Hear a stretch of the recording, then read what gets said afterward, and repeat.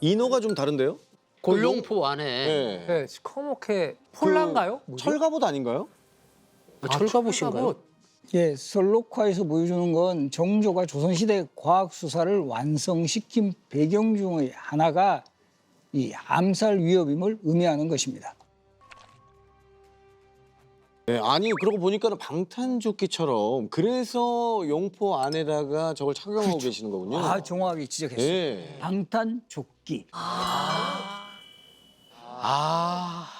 워낙 정조 그러면 뭐 조선시대 왕 중에 굉장히 호감도도 높고 유명한 왕이에요. 정조가 세손 시절에 지금 경희궁의 조년각이라는 건물에 머물렀어요. 그때부터 일기를 쓰셨어요, 정조가. 그래서 이 조년각 일기에서 시작을 해가지고 나중에 정조가 왕이 되고 난 후에는 이게 왕의 일기로 이제 정착이 되어서 이게 지금 유네스코 세계 기록유산으로도 지정이 되어 있습니다. 일성록. 나는 하루에 3번 반성한다. 그래서 이 일성록에 딱 가지고 중요한 기록이 나오는데 우리 뭐 왕 역할은 거의 못 해보셨죠? 우리 저요? 정은표 씨. 굉장히 당황했습니다. 정은필 씨도 아니 근데 맞는 얘기예요. 정은필 씨도 사극은 많이 하셨잖아요. 근데 수염도 많이 안 달아보셨잖아요. 수염 문제 안 근데 하시잖아요. 이게 오해예요. 사람들이 저를 뭐 국민 내시라고 하는데 저 한 번밖에 안 했습니다. 해품달에서 다들 날 내시로 알아요. 그 드라마가 너무 잘 됐구나. 맞아요. 이제 좀 인상이 깊긴 했는데 너들이 내가 거처하는 집을 엿보아 옷을 벗고 편안히 잠을 자지도 못하였다. 내용을 들어보면은 진짜 좀 왕이 좀 불안했던 예. 느낌이 들어요. 옷을 못 벗고 주무셨네요. 요 기록은 정확하게 정조가 왕이 되기 전에, 즉 세손 시절의 일이에요. 바로 이제 세손 시절부터 나는 항상 이 흉도들이 나를 항상 이렇게 지켜보고 이 나를 엿보고 있어서 옷을 벗고 편안히 잠을 자지를 못했다. 근데 교수님 제가 잘 모르는데 저는 이제 사극을 하다 보면 왕도 어떤 그 막 이렇게 호위무사들이 많은데 세손도 호위무사가 있죠. 아, 있긴 있죠. 근데도 있어도 이제 그 뭔가 이렇게 위협이 셌을 때는 상당히 불안한 거죠. 그래서 이 옷을 벗고 잘 수 없을 정도였다. 항상 좀 무장 같은 것을 해야 된다라는 거죠. 진짜 삶의 질이 너무 떨어졌겠는데 잠도 편하게 못 그렇죠. 자고. 이 사람이 잠을 못 잔다는 거는 말이죠. 고문이에요, 고문. 네, 이건 너 진짜 힘든 건데. 네. 그런데 문제는 왕이 되고 난 후에도 암살 위협이 이어져요. 진이 촛불을 켜고서 책을 펼쳐놓았는데 갑자기 들리는 발자국 소리가 회랑 위를 따라 울려왔고 쟁그랑거리는 소리가 났다. 와, 무섭네요. 근데 이때 정조가 암살 위협에 어느 정도 뭐 방어를 할까요? 자기 방어를 위해 가지고 밤을 새워서 책을 읽어요. 아 그래서 공부했구나. 이 금방 이제 대처가 가능했다라는 거죠. 역시 책을 많이 읽어야 된다. 갑자기 결론이 책을 읽으면 결론이 목숨도 그렇게 살린다. 되나요? 아니, 이분은 또 특이한 게 오늘 살려고 책을 읽으신. 그렇죠. 결과적으로. 우리는 진짜 근데 하다 위험한 보니까- 상황인데 책 읽으면 바로 자잖아요, 우리. 어. 암살 바로 당했을걸요. 그러니까 하다 보니까 습관이 된 거예요. 네. 근데 저는 조금 이해가 안 가는 게 네. 사실 궁궐이 가장 경비가 센 곳이잖아요. 그 중에서 그 쉽게 자객이 침투하는 건 조금 그러니까 우리가 사극에서 보면 되게 네. 조용하거든요. 그리고 다 이렇게 경비 서 있잖아요. 경비 서 있는데. 정조가 안전에 위협이 크다. 그 실록 기록에 보면 범인들의 이름까지 밝혀져 있어요. 아, 범인이 밝혀졌어요? 호위군관이었던 강형이라는 인물이고 호위군관요? 예, 그럼 지키는 그리고- 사람이잖아. 응.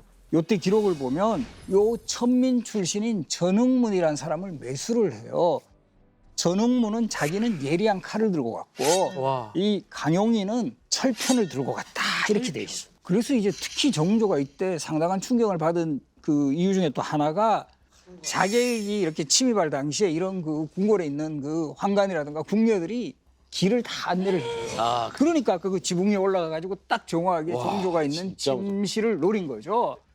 정말 믿을 사람 없다. 네. 그래서 또 이런 과정에서 또 무당들도 등장을 해요. 무당들. 무당이요? 주술로 이제 정조를 또 이렇게 무당들 막 굿하고 이러면 그 왕을 시할 수 있다. 그런 저주한 사실까지 뭐 드러나게 되면서 상당히 이제 정조가 뭐 어떻게 보면 충격에 빠져. 맞아. 옛날 이렇게 조선시대 때나 고려 때 이렇게 보면은 상대방한테 해를 가하는 것 중에 하나가 주요가 또 주술이더라고요. 그렇죠. 아니 왕실 암투가 무섭다 얘기는 들었는데 이 정도일 줄은 몰랐네요. 그런데 이게 실제로 다른 시각에서는 정조가 자작극을 한 거 아니냐 이런 설도 있어요. 막 그러니까 이게 명분을 만들려고. 그러니까는 이제 이듬해에 암살 위협을 받았다. 그럼 반대파를 누르고 자기의 이제 어떤 권위를 높인다는 차원에서 이런 썰도 있는데 교수님 맞나요? 만약에 그러게 정말 확실하다면 저 같은 사람이 직업을 잃을 수 있죠. 왜요? 조선왕조 실록의 어떤 그 뭐 정당성이라든가 객관성 이걸 무시하는 거거든요. 네. 일단은 지금 이 얘기가 나오면서 그 신병주 교수는 굉장히 심기가 불편해졌어요. 지금 우리를 못 믿는 거냐. 조선왕조 실록의 기록을 무시하면 저 같은 뭐 역사학자는 정말 뭐 그냥 큰일 나죠. 아 기자님 사과하셔야 될 것 네. 같은데. 근데 저는 또 이런 얘기로 먹고 사는 사람이거든요.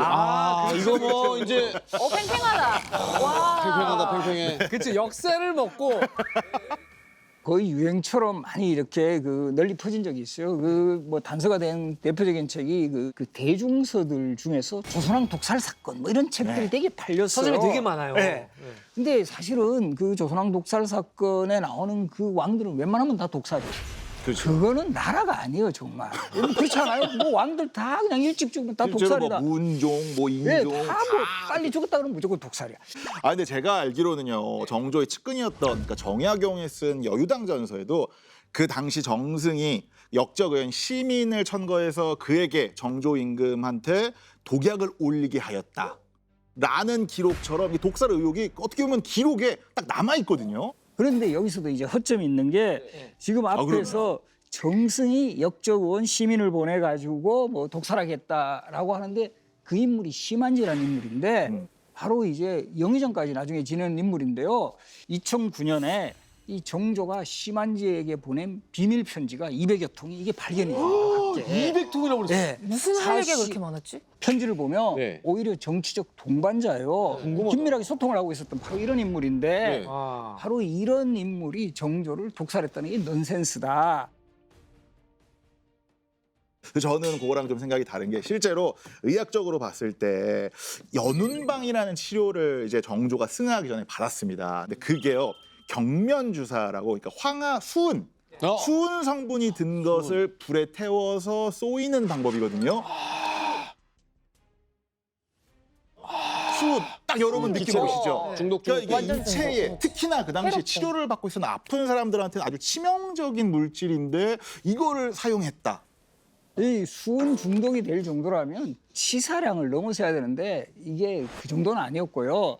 그리고 또 무엇보다 정조가 상당히 의학적인 지식도 많은 왕이세요. 그래서 이 자신이 스스로 또 약을 처방한 그런 기록도 보이고요.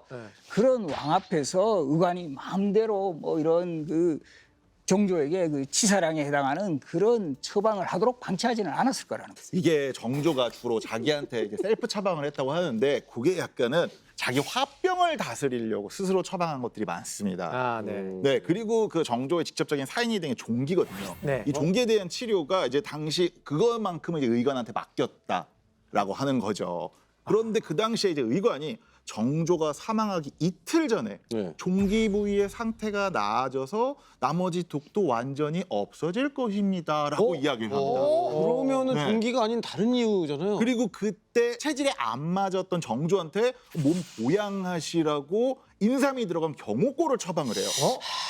이게 냄새가 또 나는데. 의관이 약간 뭐 수상한데요. 네, 이게 한의학에서는 말이죠. 기본적으로 직접적으로 독을 타지 않아도 네. 그러니까 이렇게 과한 처방이라든지 아니면 상극의 처방을 하는 것도 충분히 직접적인 어떤 독살이 될 수 있다라는 이야기가 있거든요. 근데 이게 정조는 사실 병으로 돌아가셨다라고 확신할 수 있는 게 이미 사망하기 7년 전부터 이 정조 17년부터 이 기록을 보면은요 계속 몸이 안 좋아가지고 내가 너무 힘들다라는 내용이 계속 나와요. 투병 일지가 이렇게 자세한데 이거를 가지고 독살이다라고 몰아붙이는 것은 좀 문제가 많다는 거죠. 신병주 교수님. 그래도 왕인데 이렇게 암살 위협이 계속되잖아요. 예. 가만히 당하고 있지만은 않잖아요. 뭔가 대책을 세워야 될 거 아닙니까? 그래서 자기 무장을 하죠. 자기 무장. 스스로 이제 그 뭐 무예 훈련을 한다라든가 체력을 단련했다라든가 그리고 또 활 쏘는 것을 정말 즐기셨고 또 잘 쏘셨어요.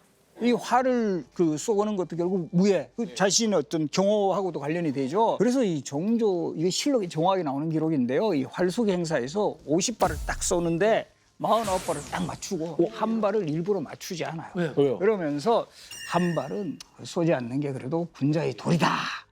정조 때 무예도보 통지를 편찬한다라든가 이런 무예에 대해서 집중적인 관심을 보인 것도 바로 이런 암살 위협에 어느 정도 대응하는 그런 방안이다. 이렇게 볼 수가 있다라는 거예요. 네. 그리고 여기에 더해서 오늘의 주제가 되는 바로 이 CSI, 이 근간이 되는 과학수사. 이것을 확실하게 해서 결국 자신의 암살 위협도 어느 정도 이제 방어를 하고 또 이 미래를 대비해서 수사법도 발전시키고 강화하자. 불편함이 발전시킨다고. 그렇죠. 저기 앉았을 때는 사실 이렇게까지 저도 목소리를 크게 에너지 있게 안 했거든요.